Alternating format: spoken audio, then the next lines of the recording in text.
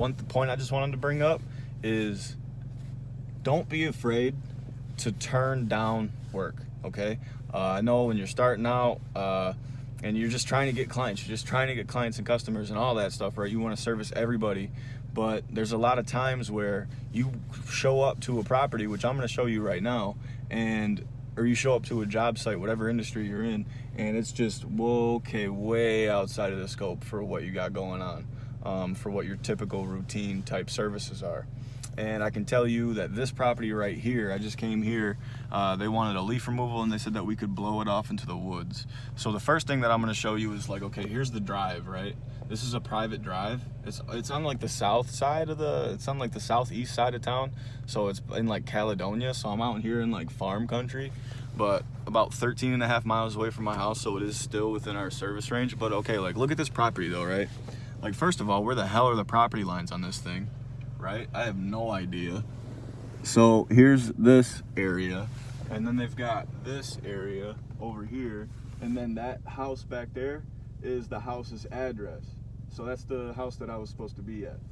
And then like, okay, so where does this dude's property line end? Maybe by that fence, right? Anyways, what's behind there, blah, blah, blah. But you see how big this yard is, right?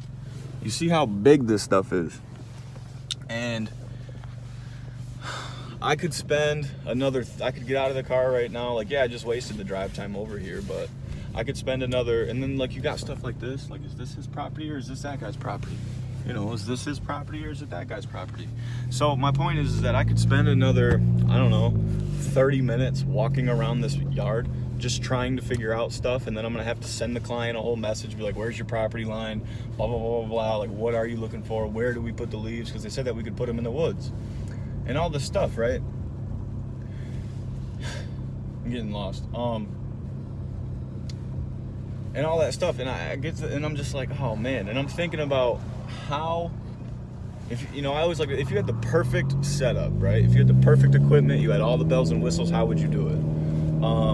How would you do the yard? That yard, because of how big it is, you know, I don't know exactly. Like I said, I didn't even get out of the car. I just pulled up, and I'm like, no, we can't take on this job because it's just not our bread and butter, man. I'm staying away from that stuff because, like I said, I could spend another 30 minutes taking a look at that property. I'm going to come up with a price that's not going to be necessarily as competitive as it could be because we don't really have the right equipment for a yard that size and the amount of leaves that guy's probably going to have here in a week or two.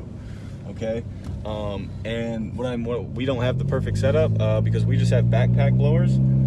On a property that size, it would be best if you had like one of those leaf blowers that you like walk behind and push, or you see some people riding on them, but they're like the riding and push behind leaf blowers that you just walk back and forth. And those machines cost like $5,000, bro. It's like $3,000, $4,000, $5,000, depending on what kind you get. And those machines are those machines are incredibly expensive. So we would need the setup kind of like that in order to be efficient on that property.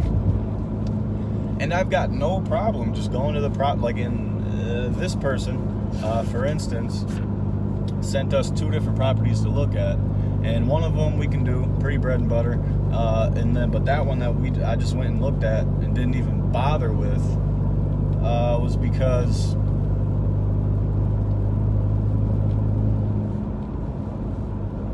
it's just one that I'm not going to do because I don't think I can price it competitively enough to where the client will say yes.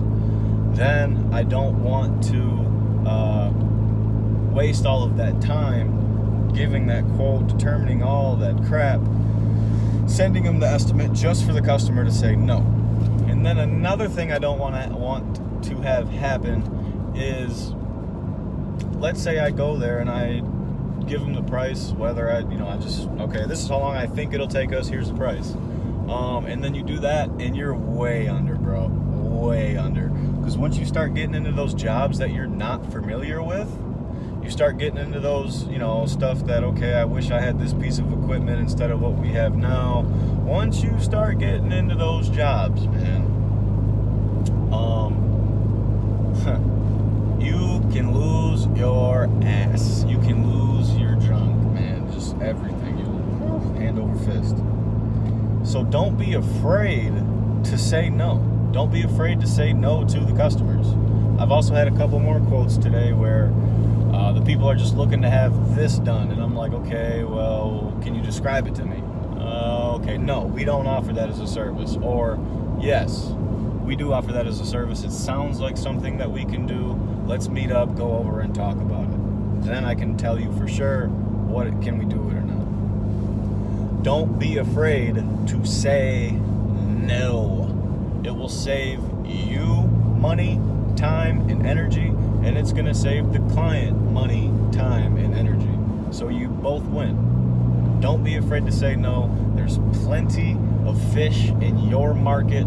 There's plenty of steaks and lobsters going around in your market that you're good at. Don't force yourself to take a job that you're not ready for. And be real with yourself. Don't lie to yourself. That's how you'll screw yourself.